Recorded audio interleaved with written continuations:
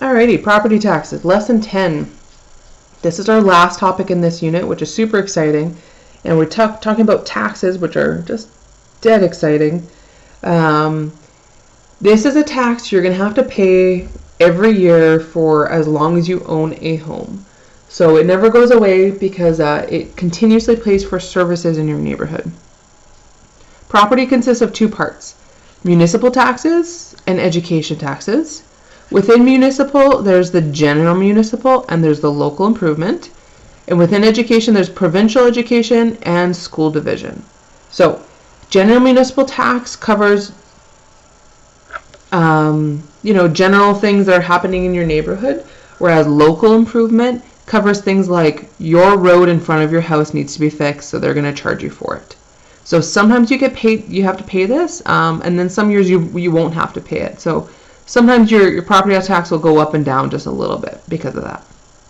Education tax, there's a general one that goes to the province, and then the province kind of divvies it out. And then there's one that goes directly to your school division. So if you live in a really nice neighborhood where every house is super duper nice, you probably pay more in property taxes, and then your school division gets more money. Now, I'm not sure how I feel about that, because that means that there's a bit of an inequity between the areas in the city. Areas that have really nice houses, beautiful areas, they pay more in property taxes and they get nicer schools. Is that totally cool? I'm not super sure that it is. Maybe you disagree with me, and that's totally fair. Anyway, it's broken down to the 4 parts. You see the 4 parts on your bill when they give it to you, and then they just tell you, okay, pay this much. Here are 2 different calculations we're going to have to do. General municipal taxes, this one, or either of these, we calculate it using this formula.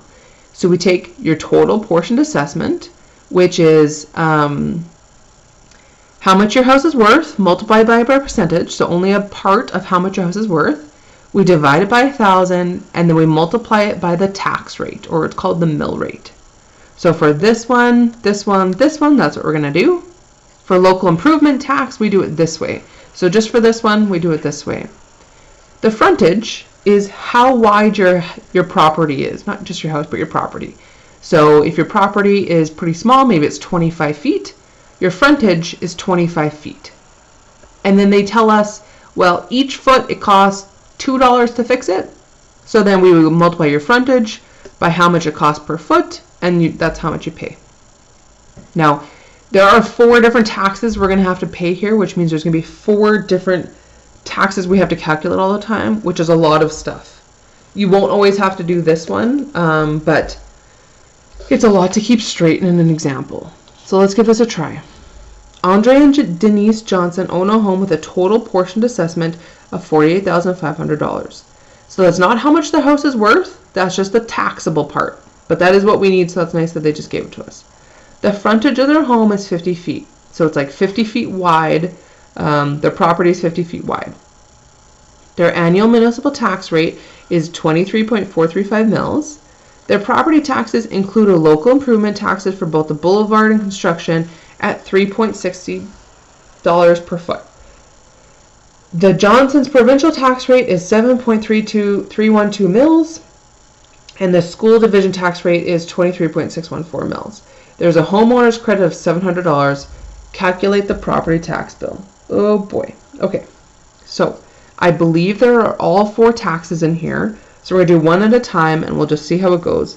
Let's start off with the local improvement, because that's the one that's different. Local improvement. So, local improvement tax, we take the frontage, multiply by the cost.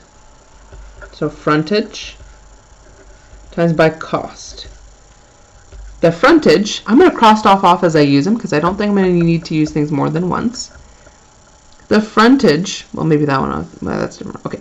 The frontage is 50 feet. So 50 times by the cost. So I'm just going to read down here. Local improvement taxes is 3.60 per feet. So 3.60. Each foot costs that much, so it's reasonable to multiply. Okay. So that's $180. And I'm going to put a circle around it because I know I'm going to have to add that in later. Now let's do, let's go back here and let's do general municipal tax. So GMT. For general municipal taxes and all the other ones, we're going to go total portion assessment, divide by 1,000, and multiply by the appropriate mill rate.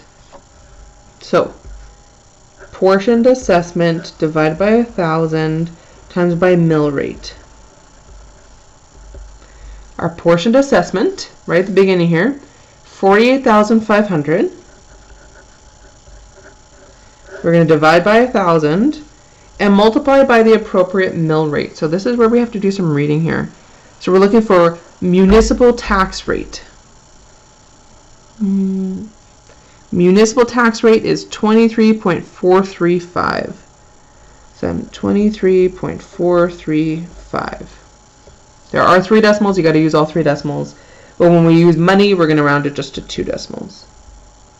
So I got $1,136.60. I do need that 0 because this is money. And I'm going to put a circle around it because I'm going to have to add this all together later. So we did 2 taxes so far. Let's do provincial education tax. Province ed. This is just to help me stay organized. It's not really for anything else. Okay. Again, we're going to go portioned assessment, divide by 1,000, times by mill rate.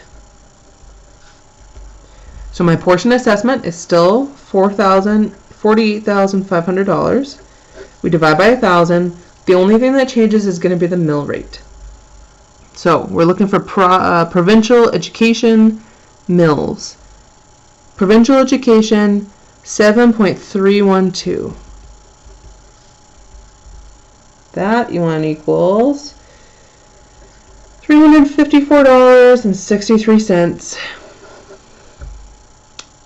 We're going to add up all these things and we have to pay them every year. So it does add up to be quite a bit, doesn't it? And last one, school division. Same formula, portion assessment, divide by 1,000 times by mill rate. So it gets a little repetitive, right? It's a lot to keep straight, but it gets repetitive. So my portion assessment is the same, $48,500. Divide by 1,000. There should only be 1 mill rate left. School division tax rate is 23.614. And that ends up being $1,145.28. All those things we circled, we have to pay. Now there's one more number in here that I haven't used. And it says here, there is a homeowner's credit of $700. This is true right now. Every homeowner gets a credit of $700. A credit is a good thing. It's like a store credit. Store credit is a good thing, right? When you have store credit, you have money to use at that place that you don't have to pay for. A credit means they're saying, we think we're charging too much in taxes, so everyone gets a $700 reduction. So you have to pay this minus $700. A credit is a great thing because that means less money I got to pay. So total, we're going to add up each of these costs. Put the plus over there, I guess. $354.63 plus, and we're going to subtract $700. That's money we do not have to pay them, so we subtract it. In the end, our property taxes for this property are $2,116.51. That's a lot of money to pay every single year of the rest of your life that you're living at this house. It is not cheap. Now there is a very similar question, just without all the words, on the next page. Please give that a shot. Let's see how it goes. And the biggest thing on this type of question is there were 5, adding it all up, that we had to do. You must show some work here. If you don't show work and you make one small mistake, your whole answer is going to be off, and I'm going to have no way of knowing what you know and what you don't know. So you've got to show some work. You don't have to show everything. You don't have to write down the formula every time if you don't want to. Just write down what are you putting into your formula and your answer. That's good enough. Alrighty, so give this a shot, please. Let's see how it goes, and have a good night.